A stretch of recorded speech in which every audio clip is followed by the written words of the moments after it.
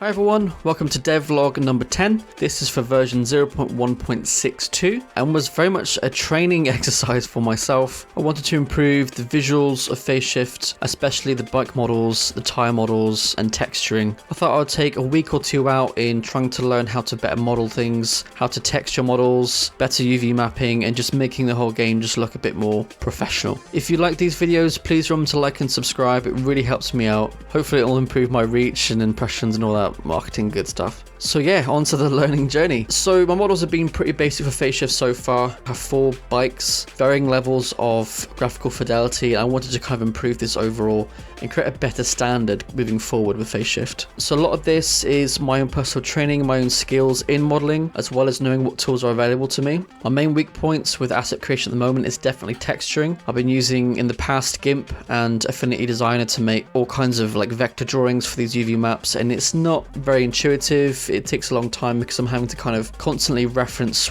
the UV map onto the model in Blend all the time, and it's not necessarily very accurate. So I was in the market for a painting tool for 3 models. I did notice that Substance Painter, I think that's by Adobe, was the kind of industry standard, but on my budget I certainly couldn't afford it. There's some others as well that I found. There's one that piqued my interest though, that was Armor Paint. Armor Paint is available for free. I put a download link in the description, and it is generally a good tool. I will say it's quite difficult to get your head around initially. So I bought it, I think it was about £15, I think it was 20 euros or something. It wasn't very expensive, and that's for life license as well. So I noticed that the build was the 0.08 version, and this worked beautifully. There's a few things to kind of get your head around. Very obviously a very new program, and certain things need a bit of finesse. I also did a bit of research into 3D modeling. I can 3D model, it's just very basic at this stage, so I wanted to make sure and just kind of learn where I'm going wrong, what I'm missing. So I watched a lot of just people, time lapses of people modeling, or just doing like exercises just to sort of see what people were doing, see how they were using certain modifiers, how their workflow was essentially. And that was really helpful into seeing what I could do for my future models. So after watching and doing lots of research, I thought I might as well have a little bit of a go using some of these more advanced techniques into my own models. I decided to make a new set of wheels or tires. Thought I'll start basic with a tire model and then a rim model and then texture both to see how it came out. With the tire, I paid close attention to the scaling of the tire. Initially, when I first started making tires, I made the detail too high, which of course increased the poly count off the scale, but it gave me a good tire. But then I did the contrary and did too little detail and scaled it big, and it just looked a bit daft. Of course, the scaling needs to be relative to the bike as well, else it'll look a bit silly. So I paid close attention to a lot of reference material on Pinterest just to make sure the scaling of the tires was correct to the bike. When I was happy with a 3D model of the tire, I then wanted to pay close attention to the UV mapping of the object. I also joined a cylinder, which was basically the tire base,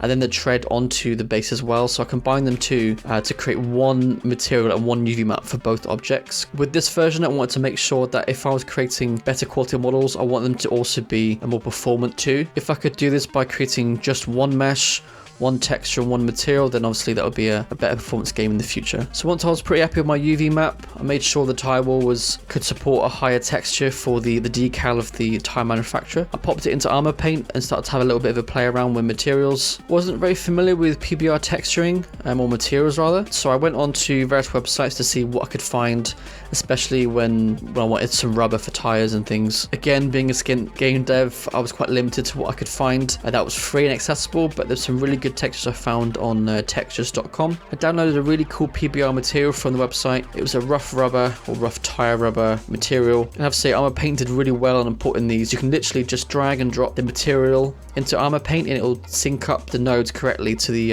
material properties, which is really handy. I messed with scaling and yeah, it turned out really well. I was really chuffed. I then played with adding decals onto the tire wall just to make it look quite Formula 1-esque. And yeah, I was really chuffed with the result. I then worked on the rim texturing. So I found because this needed a lot of symmetry and using sort of symmetrical workflows, especially in Affinity Designer, would work or lean better to this kind of work. So I created a symmetrical vector-based drawing for the rim whilst adding a lot of emission properties. Another thing I wanted to change for this build was that I believe I used a bit too much emission and glow with my previous bikes.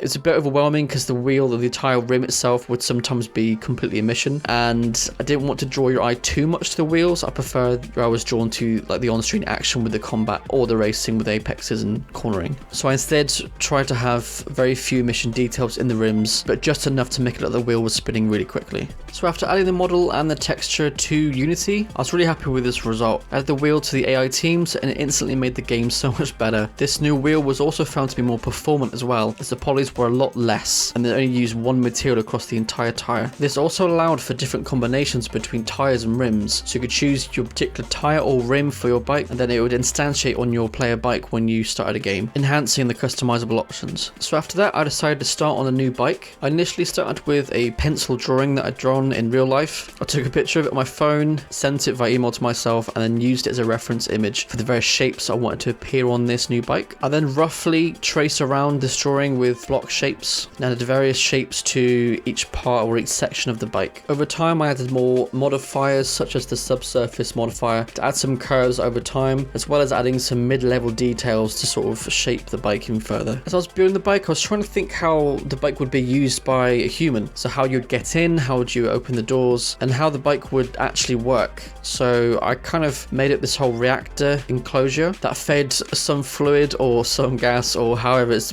being propelled through some tubes to some sort of propulsion mechanism, as well as the thrusters as well on the side. I kind of wanted to make it seem that the bike could actually work, even though I have absolutely no idea how this could actually be possible. But hey, I did loads of aerodynamic wings and things as well. I made sure that these could actually be moved in game if I needed it. So I added an air brake at the top, at the back of the rear visor, as well as little side winglets if I chose to have a different drift mechanic that enabled left and right aero wing placement. Then I added some more high level details, so things like heat sinks, vents and all that kind of stuff, just adding on the side to give a bit more visual fidelity for the user. All in all, I was really happy with this model. I think it took about 2 days to complete on and off. It's probably also worthy of note that halfway through the process, just to make sure the shape was correct, I actually exported the FBX and imported it into Unity and then linked up all of the bike setup stuff in game just to make sure that it worked fine. Initially I actually had some problems, as when I hooked up the collider, the wheelbase of the bike was really long, so even though the bike was really stable and could get to speed quite quickly, turning was quite an issue. There was a lot of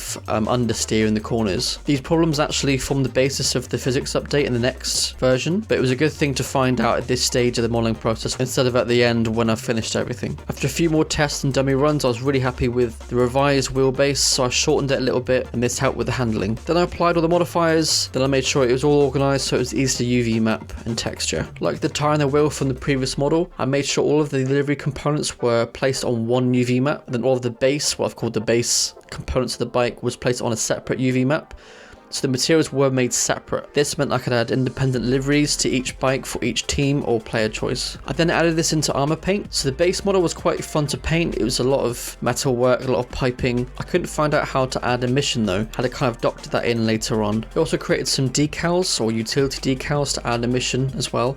I found these really helpful in adding little bits of detail into various parts of the base mesh. Then I started to work on the livery. This was a much easier way of creating liveries because in the past I would create a lot of decals, manufacture decals and icons, etc. And then Infinity Designer, which is like a Photoshop equivalent, I would then place these around the UV map that I created in Blender, and it was really hard to line up and scale correctly. But on this armor paint, I could just basically stamp the decals on and it looked really good. I couldn't use the symmetry tool very well as it kind of stamped it around and didn't give the design effect I wanted, so I had to kind of stamp it on both sides manually. After a lot of tries, I was happy with a livery and a base material, so I exported these and I imported them into Unity. So I was really happy with the result initially. It was such an improvement over the previous bikes and really improving the visual fidelity of the game in general. I then went one step further and thought I could add some sort of graphical fidelity in Unity itself. So I did a lot of research into light mapping and reflection probes, and the difference in the garage was massive. It even made the older bikes look really good as well. So yeah, all in all, really pleased with the graphical improvements that I made with this version. It's definitely the way forward for the future bikes as well. I did also make other changes in this version, so I increased the fidelity of the thruster jets. I made them all emissive and glowy. I did some work on particle systems, and I found you can actually add emissive textures and particles to these systems. That really helped the look of the thrusters and made them a bit more impressive. Like in F1, I've also added some vehicle pilot identifiers, so the names and numbers as well as the portraits are available on each bike too. This also increased the visual appeal of the older bike, as you can see more graphical assets on each livery of each AI bike.